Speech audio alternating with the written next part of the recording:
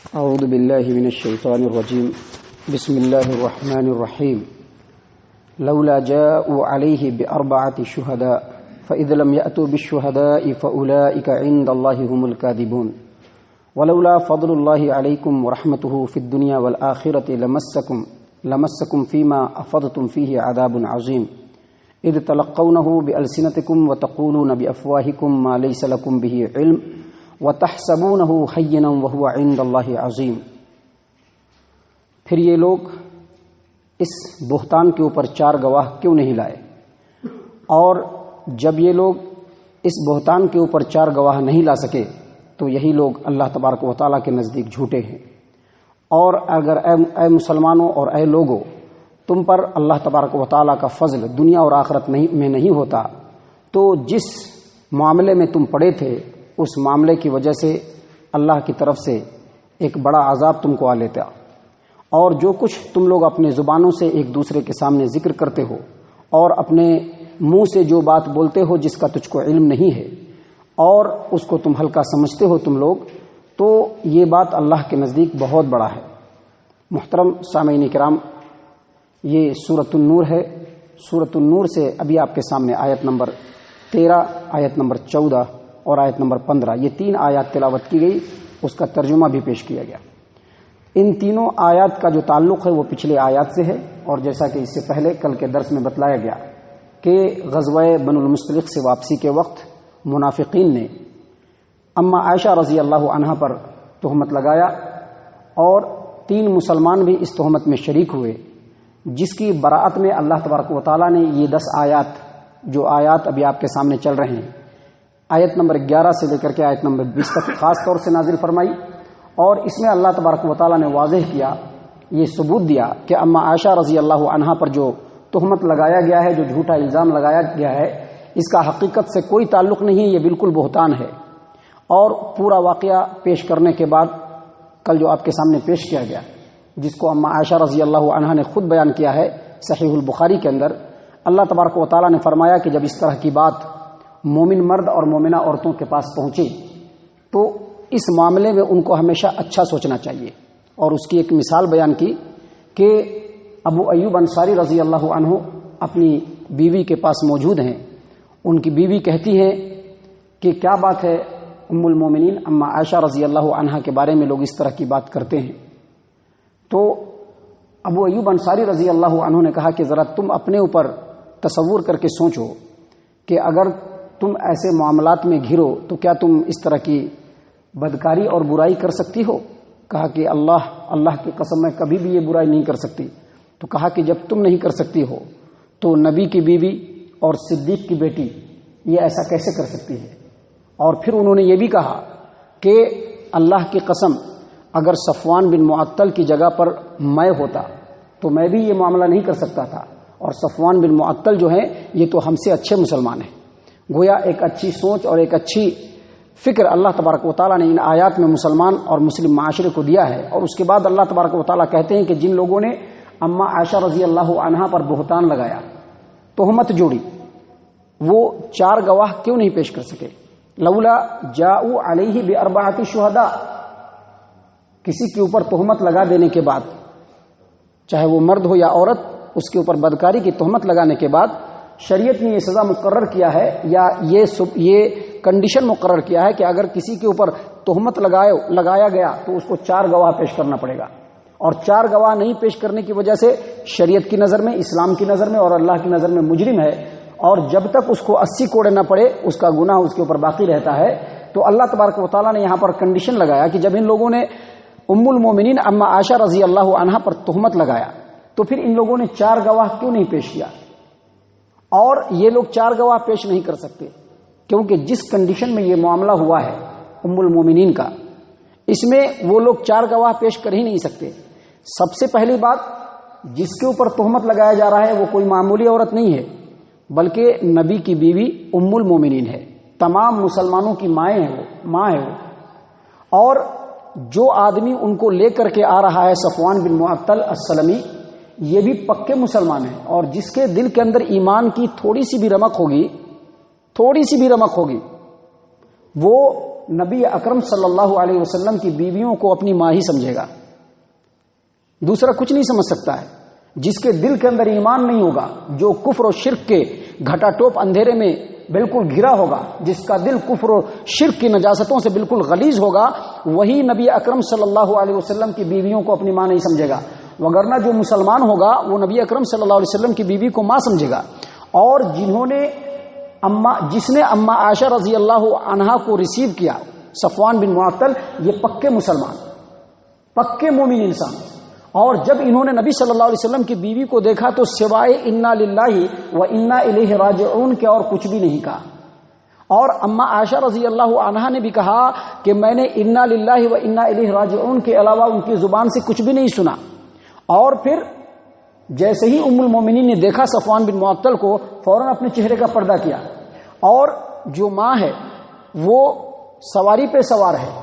اور جو ان کو لے جا رہے ہیں صحابی رسول، وہ آگے آگے خاموشی سے جا رہے ہیں۔ اور سفر بھی کب ہو رہا ہے؟ بالکل دن دہاڑے، صبح سورج کے نکلنے کے بعد سے لے کر کے دوپہر تک کا سفر ہوتا ہے۔ اب ایسی صورت میں کوئی الزام لگاتا ہے، کوئی تہمت لگاتا ہے، تو تہمت لگانے کی دو ہی وجہ ہو سکتی ہے۔ ایک وجہ یہ ہوگی کہ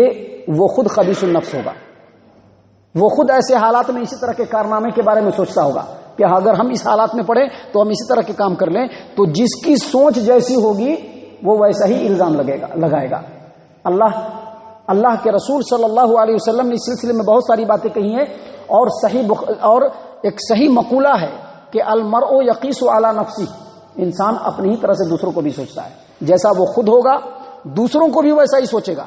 تو پہلی وجہ یہ ہے کہ الزام لگانے والا خود خبیث ہوگا، ایسے حالات میں وہ اس طرح کی بات کرے گا یا سوچے گا، اس لیے اس نے الزام لگایا۔ اور دوسری بات یہ کہ دشمنی نکالنے کی وجہ سے بھی بہت سارے لوگ الزام لگاتے ہیں، اور یہ دونوں باتیں منافقین کے اندر پائی جاتی تھی، اسی وجہ سے انہوں نے تہمت لگایا اما عائشہ رضی اللہ عنہا پر۔ اللہ تبارک و تعالیٰ نے اسی بات کو یہاں پر کہا کہ لولا جاءوا علیہ باربعۃ شہداء، یہ لوگ 4 گواہ کیوں نہیں لائے؟ فإذ لم یأتوا بالشہداء، اور جب یہ لوگ 4 گواہ نہیں لا سکے اور لا بھی نہیں سکتے تو یہی لوگ اللہ کی نظر میں جھوٹے ہیں۔ اس کے بعد اللہ تبارک و تعالیٰ نے کہا ولولا فضل اللہ علیکم ورحمتہ فی الدنیا والآخرہ، مسلمانوں، مومنوں اور لوگوں، اگر اللہ کا فضل تمہارے اوپر دنیا اور آخرت میں نہ ہو، اگر تمہارے اوپر اللہ کا فضل دنیا اور آخرت میں نہیں ہوتا تو تم لوگ جس معاملے میں پڑے تھے اس معاملے میں پڑنے کی وجہ سے اللہ تبارک و تعالیٰ کی طرف سے تمہارے اوپر بڑا عذاب آ جاتا، بہت بڑا عذاب تم کو پکڑ لیتا۔ مطلب یہ کہ جب یہ الزام لگایا گیا ام المومنین پر، تو نبی اکرم صلی اللہ علیہ وسلم کے ساتھی تو ایسے جانباز کہ ایک بار اشارہ ابرو ہو اپنی جان تک کو لٹانے کے لیے تیار۔ ام المومنین پر جب یہ معاملہ ہوا تو اللہ تبارک و تعالیٰ نے نبی صلی اللہ علیہ وسلم کو بھی صبر اور استقامت دیا، اور مومنوں کو بھی صبر اور استقامت دیا۔ اگر یہ لوگ اس تہمت کے بدلے میں منافقین کے اوپر چڑھائی کر بیٹھتے تو بہت حالات سنگین ہو جاتے، اور جو معاملہ سدھر رہا تھا وہ مزید بگڑ جاتا۔ اور دوسری بات یہ کہ اس پروپیگنڈے کے اندر 3 مسلمان بھی شامل ہوئے تھے، جیسا کہ کل بتایا گیا، حسان بن ثابت رضی اللہ عنہ، اور اسی طرح سے مصطح بن اساسہ رضی اللہ عنہ، اور حمنہ بنت جہش رضی اللہ عنہ۔ یہ 3 مسلمان بھی شریک ہوئے تھے، چونکہ یہ ایمان والے تھے، اور منافقین کے پروپیگنڈے کے چکر میں آ کر کے ان لوگوں نے بھی پروپیگنڈا کیا۔ اللہ یہ فرماتے ہیں کہ بعد میں ان لوگوں کو اپنے گناہوں کا احساس ہوا، انہوں نے رب کی بارگاہ میں توبہ کیا، جس کی وجہ سے رب نے ان کے توبہ کو قبول کر لیا۔ اللہ وہی بات یہاں پر فرما رہا ہے، ان دونوں باتوں کی طرف اشارہ کرتے ہوئے کہ اگر اللہ تبارک و تعالیٰ کا فضل اور اس کی رحمت تم لوگوں کے اوپر نہ ہوتی تو جس معاملے میں تم لوگ پڑے تھے اس معاملے میں پڑنے کی وجہ سے اللہ کا بڑا عذاب تم کو آ لیتا، لیکن اللہ نے فضل کیا، کرم کیا کہ نبی کو بھی استقامت دیا، مومنوں کو بھی اللہ تبارک و تعالیٰ نے صبر دیا، اور معاملہ بالکل ٹھنڈا رہا، اور اللہ نے آیت بریت نازل کر دی۔ اور جن مسلمانوں نے اس پروپیگنڈے کے اندر، اس افواہ کے اندر شرکت کی، اللہ تبارک و تعالیٰ نے ایمان کی وجہ سے ان کے توبہ کو بھی قبول کر لیا۔ لیکن وہ منافقین جن کے دل کے اندر سرے سے ایمان ہی نہیں، اللہ تبارک و تعالیٰ نے ان کے لیے جہنم کا عذاب تیار کر کے رکھا ہے۔ اس کے بعد اللہ تبارک و تعالیٰ آگے فرما رہے ہیں استلقونه بألسنتكم وتقولون بأفواهكم ما ليس لكم به علم، تم لوگ اس بات کا تذکرہ جو ایک دوسرے سے کر رہے تھے، اس بات کا جو تذکرہ ایک دوسرے سے کر رہے تھے، اور اپنے زبان سے وہ بات نکال رہے تھے، وہ کلمہ بول رہے تھے جس کا تم کو علم نہیں تھا، اس کو تم اگرچہ چھوٹا سمجھتے ہو۔ یہاں پر دراصل اشارہ اسی بات کی طرف ہے کہ بہت سارے جو مسلمان اس پروپیگنڈے میں شرکت کر گئے، مصطح بن اساسہ ہوں، حسان بن ثابت ہوں یا حمنہ بنت جہش ہوں، یہ لوگ ام المومنین اما عائشہ رضی اللہ عنہا کے بارے میں اگرچہ جو باتیں بول رہے تھے اس کو یہ ہلکا سمجھ رہے تھے۔ مطلب یہ کہ چاہے ام المومنین اما عائشہ رضی اللہ عنہا پر بہتان لگایا جائے، چاہے کسی کے اوپر بھی بہتان لگایا جائے، انسان کسی بات کو جب آگے بڑھائے تو اس کی مکمل تحقیق ہونی چاہیے۔ تحقیق نہیں ہے، معاشرے کے اندر باتوں کو بونا نہیں چاہیے، ایک دوسرے کو بات لگانا نہیں چاہیے، لگائی اور بجھائی کرنا نہیں چاہیے۔ بولنے والا انسان سماج و معاشرے میں اس طرح کی بات بوتا ہے اس کو ہلکا سمجھتا ہے، لیکن رب العالمین کی نظر میں وہ ہلکا نہیں ہوتا ہے۔ اللہ تبارک و تعالیٰ نے قرآن کریم کے اندر سورۃ الحجرات میں واضح طور پر مسلمانوں کو تعلیم دی، یا ایھا الذین آمنوا ان جاءکم فاسق بنبأ فتبینوا، اگر کوئی آدمی تمہارے سامنے کوئی بات لا کر کے پیش کرے کہ فلاں ایسا ہے، چلا ویسا ہے، یہ ایسے کر رہا ہے، وہ ایسے کر رہا ہے، تو پہلے اس کی تحقیق کرو۔ تحقیق کرنے سے پہلے اس بات میں مت پڑو، ایک دوسرے کے سامنے اس کا پروپیگنڈا کرنا شروع مت کر دو، لوگوں میں اس کا گوچر کرنا شروع نہیں کرو، بلکہ پہلے تحقیق کرو کہ یہ جو بات اگلا بول رہا ہے یہ صحیح ہے یا نہیں۔ کیوں؟ کیونکہ اللہ تبارک و تعالیٰ نے اسی سلسلے میں مزید تعلیم دی، وَلَا تَخْفُ مَا لَيْسَ لَكَ بِهِ عِلْمٌ إِنَّ السَّمْعَ وَالْبَصَرَ وَالْفُؤَادَ كُلُّ أُولَئِكَ كَانَ عَنْهُ مَسْئُولًا۔ جس بات کا تم کو علم نہیں ہے اس کے پیچھے مت پڑو، بس ان سے سنا، اب ان کو کہہ رہے ہیں، ان کو کہہ رہے ہیں، ان کو کہہ رہے ہیں، ادھر جا کر کے ان کو کہہ رہے ہیں۔ یہ جو معاملہ ہے اللہ یہ فرماتے ہیں کہ ایسا مت کرو، کیونکہ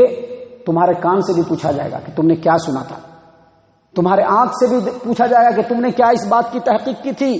تمہارے دل سے بھی پوچھا جائے گا کہ تم نے اس بات کا جو ہے پورا تشفیہ کیا تھا، تم کو یقین ہوا تھا کہ یہ بات صحیح ہے یا نہیں۔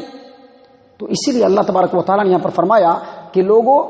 تم جو بات کر رہے ہو یہ تو ام المومنین کی بات ہے، ام المومنین کے تعلق سے جو نبی اکرم صلی اللہ علیہ وسلم کی بیوی ہیں اور تمام انسانوں کے لیے محترم ہیں، ان کے بارے میں تم یہ بات کہہ رہے ہو، یہ تو اللہ کی نظر میں بہت بڑا ہے،